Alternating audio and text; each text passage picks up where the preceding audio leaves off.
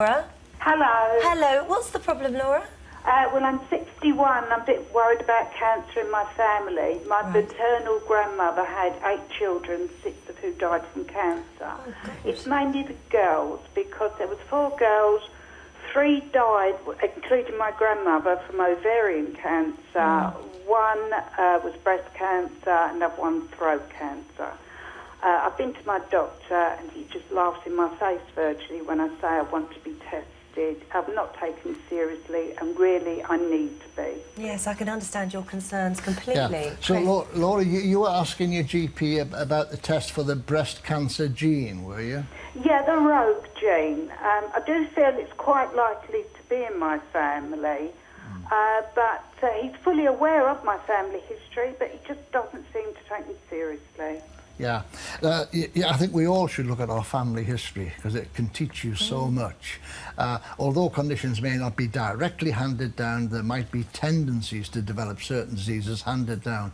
And I always tell patients, you're doing a family tree just to see who's in your family. Do a family health tree and see what was wrong with them and if you know what was the cause of death. Now, with Laura, a grandmother, she had ovarian cancer, Laura? Yes. She died, and 4 of her daughters had cancer. Yeah, she died from ovarian, the eldest died from ovarian, the second one died from throat cancer, my mother died from ovarian, and the youngest sister died from breast. Oh, right, now, Yeah, I know, that forget really the does throat seem- cancer, that's totally separate, but the other cancers are linked.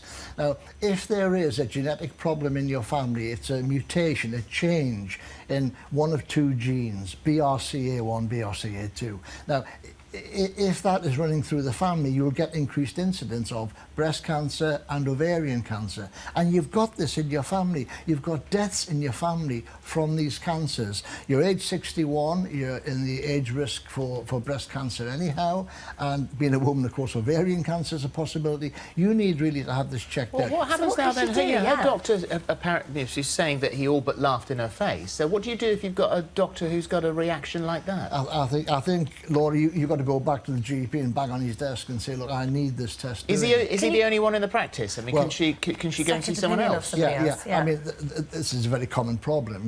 One GP doesn't satisfy, your demands. Go and see one of the other partners in the practice.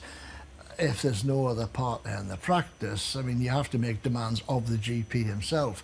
If that's and if you're not making progress, change your GP. How do I change my GP? Ask your friends what their GP is like, and you'll find out who the best GP in the area is. Laura, but of course, it sounds that like- takes time. Well, Yeah. he needs really to offer some sort of explanation as to why he's not taking it seriously. Yeah. Yeah, especially as at the moment I am experiencing a few niggly problems as ovarian cancer. My mother had classic ovarian cancer signs and they didn't diagnose her for about 3 years. By then it was too late. So really I want to go to my GP, be taken seriously, make and do the tests on me, so at least I've got peace of mind. When Yeah. you say that you're showing some sort of signs, what signs are you showing? Well, I'm getting the bloating and the tenderness in the lower parts of the stomach where the ovaries are. Now, I know with my mother, they were checking her bowels because it sounds like, you can have problems with wind, cramping up, but it was ovarian cancer, so I'd I like think you've got to bang his door down. Yeah, I'm you afraid. really do. I mean, we always say time is of the essence with these sort of things. Get it checked, get it done quickly, and then you're sort of up against it when she's in a situation. Especially with like that. ovarian cancer. I mean, breast cancer, you can feel the lumps and see changes. With ovarian cancer, it's in your pelvis, and very often you don't get symptoms till this cancer has grown to a size. And feeling full and being bloated is one of the signs of ovarian cancer. Feeling full and bloated doesn't mean you've got ovarian cancer, Of but course. people No. do misinterpret But what I certainly she say. wants, for peace of mind, she wants to Yeah. start ticking these Rule it out. things off. It's in your family, you've probably got the rogue gene, and that needs to be investigated, Laura. Right. All right, Okay. Laura. Okay, then I'll Good- start banging on his desk. Yeah, Do. bang Get on in his there. desk.